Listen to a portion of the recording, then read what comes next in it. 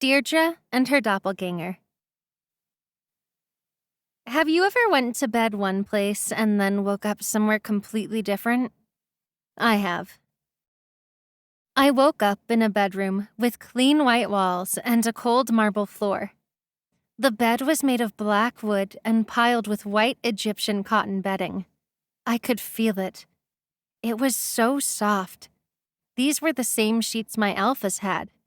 The sheets made me even more homesick. The walls were lined with photographs, all of beautiful women. Ethically different with varying skin and hair and eye colors, but they all had symmetrical faces, high cheekbones, and perfectly arched brows. They were familiar. I was looking at framed photographs of supermodels, all of them close-up beauty shots. The one above the head of the bed was the most familiar. What was her name again? It wasn't as though I didn't like fashion, but I had never been able to afford those sorts of things before I became the triplets' mate, so I never paid that much attention to it. I wore whatever I had or whatever I was given. How had I been moved from the simpler room in the castle-like building to here? Was this room even in the same place? Had they drugged me so they could transport me more easily? I thought of the water and the pizza from Maurice. Had Maurice just pretended to sneak me the food? Perhaps it was all a farce just to get me to ingest the drug somehow. Maybe even Dante's anger had been a part of the trick. I felt like crying, but I had to be strong. I just hoped they hadn't moved me off the Packlands. I sighed. The doors opened. This sleek black wooden door didn't creak. It just smoothly opened on well-oiled hinges. Dante walked in and threw a plastic bag at me. It hit the bed with a soft thud. Where am I? How did I get here? Did you drug me? I demanded. What if the drug was a substance that would hurt the baby? Dante stared at me, drinking me in. It was strange. I realized why he reminded me so much of Felix. It was the way he looked at me. Like he was agitated that I was there because me being around meant he could focus on nothing else. This was the old Felix, though. The one who said I frustrated him but painted me secretly. The new Felix looked at me with intense but softer eyes, openly loving. I understood that sort of a look a lot better now. Something was brewing underneath. This did not make sense, though. Felix and I had a long history of intense emotions. I didn't know Dante from Adam and he didn't know me from Eve. Unless... Did you know Chalice? I asked. Dante just stared at me. You look at me like you recognize me, I said. He actually flinched. Don't ask questions. Okay, Dante, I said softly. He responded to me saying his name with a sharp intake of breath. Something was up. I wanted my alphas and no one else, but if I needed to be a flirt a little bit to get away, I would. I wanted my Alex, my Calix, and my Felix. My wolf wanted them too. I wanted to tell them I was pregnant and be babied because of it. I sighed. Dante sighed too.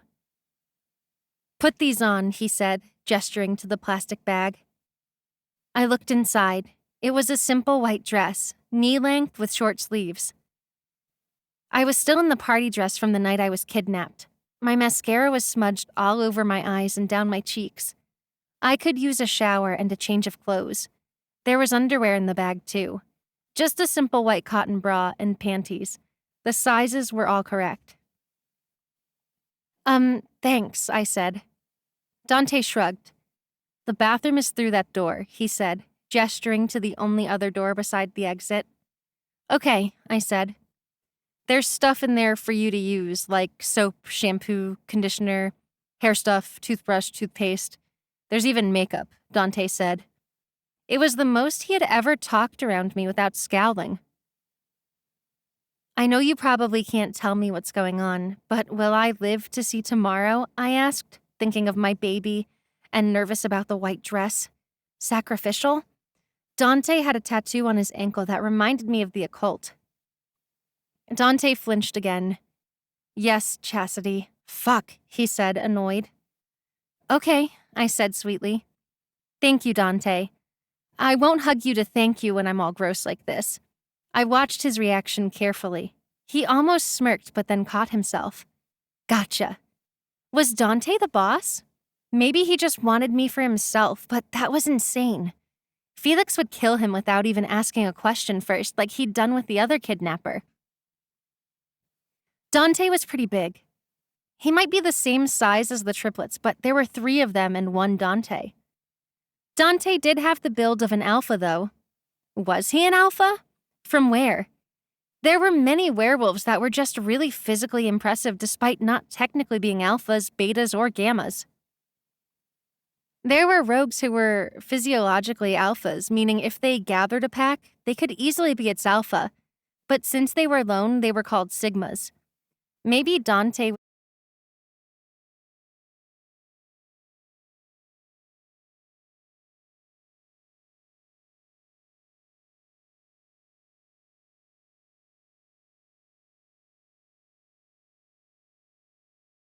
was a really wealthy bored sigma who decided to steal a Luna.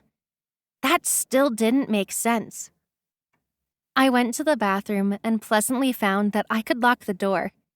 There were no other doors or windows in the bathroom.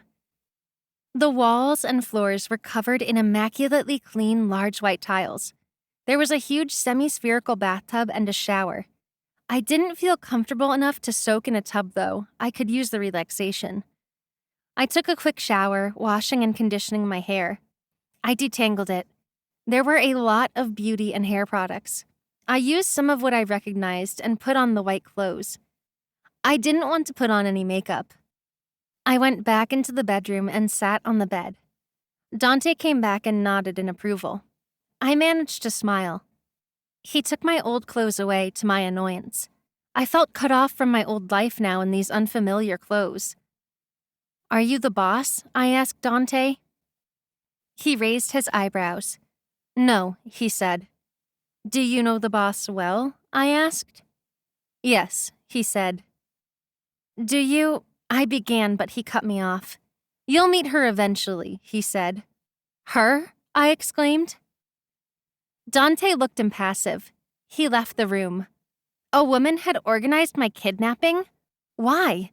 Jealousy? Was she in love with the triplets? Was it Luna Ronnie? If it was her, she might spare me if she knew I was pregnant with her grandchild. I kept silent about the pregnancy as I had not met Boss yet. Truth be told, I hated when employees referred to their superior as boss. It was vague. I'd rather reference their title. Whoever boss was, I had no idea what she wanted, and I was more confused than ever. Danny addressed the room. I have a lead in Luna Chastity's case, Alphas. Flashback.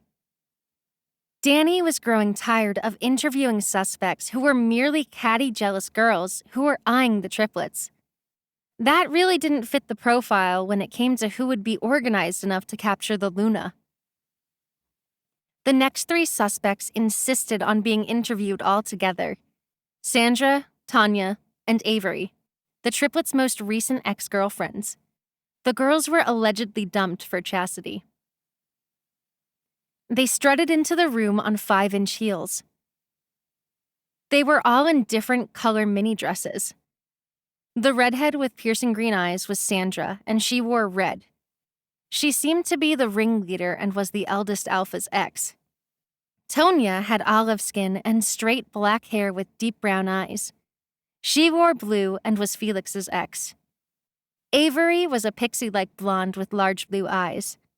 She was dressed in yellow and was Calix's ex. The girls all sat facing Danny. They had defiant looks on their expertly made-up faces. They did not utter a greeting. They just waited for Danny to say something. Hey girls, I'm the PI and my name is Danny. It's nice to meet you, he said, grinning. The girls nodded feebly and smiled faintly. So, were you the triplets' exes? Danny asked. Yes, said Sandra, the leader. I am Alex's ex. Tanya used to date Felix, and Avery was with Calix. What were the triplets like as boyfriends? Inquired Danny. They were romantic, attentive, said Tanya. How long were you dating the triplets? Danny asked. Maybe 5 weeks, Avery said, eyeing the tape recorder. Did you girls know Chastity while you were dating the triplets? Asked Danny. Yes, vaguely, said Sandra. She was just some girl, a servant that cooked and cleaned at the pack house, said Tanya. The triplets complained about her from time to time. Also, we had thought her name was Charity with an R, not Chastity with an S, because the triplets called her Charity, said Avery. The other 2 girls nodded. On the triplets' 21st birthday, did you know it was also Chastity's 18th birthday? He asked. They all shook their heads. When did the triplets break up with you? Asked the PI. The girls were getting agitated by all these questions, and it showed. Good. Danny liked to agitate people a bit. They were more truthful that way. Too emotional to fabricate effective lies. They broke up with us on their birthday itself before the party, said Tanya. And it was via text, complained Avery. We had all been together deciding on what to wear for the party, and we all got text from them saying they're sorry, but they found their mate. They refused to say who she was, so we were in the dark about their mate being Chastity. We went to the party anyway, though we'd been unceremoniously uninvited. Chastity was there doing server work, and we asked her if she knew who the triplets' mate was, and that little bitch lied to our faces, huffed Sandra, folding her arms. So you were quite upset, and weeks later decided to confront Chastity at a different party on the night of her disappearance? Danny asked with narrowed eyes. The girls got nervous. We just talked to her, that's all, insisted Avery. We told her the truth, said Sandra with a satisfied smirk. What truth did you tell her? Danny asked, rubbing his chin. That the triplets complained about her constantly. How ungrateful she was, how unfriendly she was. She was always in a sullen bad mood. She was fat, poor, and a loser, said Tonya. They used the words fat, poor, and loser, he asked. Tanya fidgeted uncomfortably in her chair. I'm paraphrasing. So after you confronted Chastity, they cut him off. She vomited on us, blurted out Avery. And Alex came and took her away, added Sandra. That's it. Nothing else happened, said Tanya. What did you girls think when you found out Chastity was missing? Danny said. That she'd run off to find her parents, said Sandra immediately.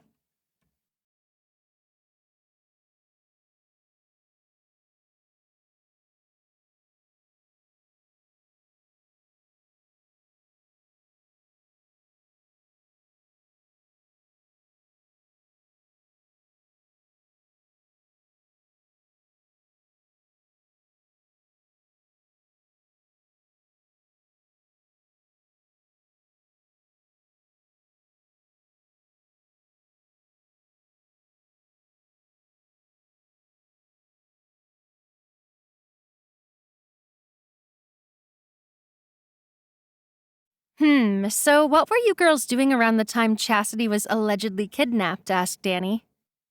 We went to a bar after the party, after we'd cleaned up a bit, said Sandra. We needed to de-stress, added Tonya. Avery smiled. Okay, what bar? Danny asked. He would definitely find out if they had really been there or not. The Serpent's Tongue, said Sandra. Danny stiffened. That's a pretty rough crowd. You girls were comfortable there? Sandra shrugged. Anything interesting happen at this bar? Danny said. Yeah, piped up Avery, and her 2 friends stared at her. We met a celebrity, a supermodel. Well, an ex-supermodel. She's retired. Deirdre Binks. She was with this young hot guy. All those retired supermodels have boy toys, said Avery with a laugh. Did you talk to her? Asked Danny. Of course, said Avery. I asked for an autograph. She talked to me for like 15 minutes. The model-looking boyfriend had left to go somewhere, so we all got to chill at the bar with her. Yeah, said Tanya. We were too shy to talk to her before, but we worked up the nerve at the bar. Before? Asked Danny. What do you mean? Deirdre knew the party thrower's family, and she was there at the party for a short time. She was there early, and left before the triplets and Chastity came and the whole vomit incident happened, huffed Tanya. What was a big celebrity doing hanging around? Asked Danny. She said she was visiting an old friend, said Tanya. Did she say who? He asked. They shook their heads. Danny knew Deirdre had been the best friend of Chalice, Chastity's mother. How interesting that Chastity goes missing on the night Deirdre swung into town. He knew who he would be interviewing next. The triplets were quiet, listening to the conversation playback on the tape recorder.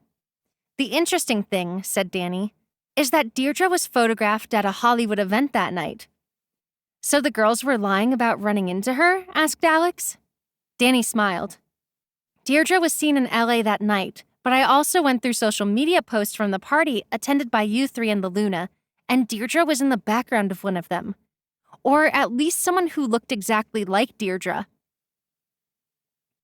The triplets fixed Danny with confused stares, but Chance nodded as though it were all starting to make sense to him.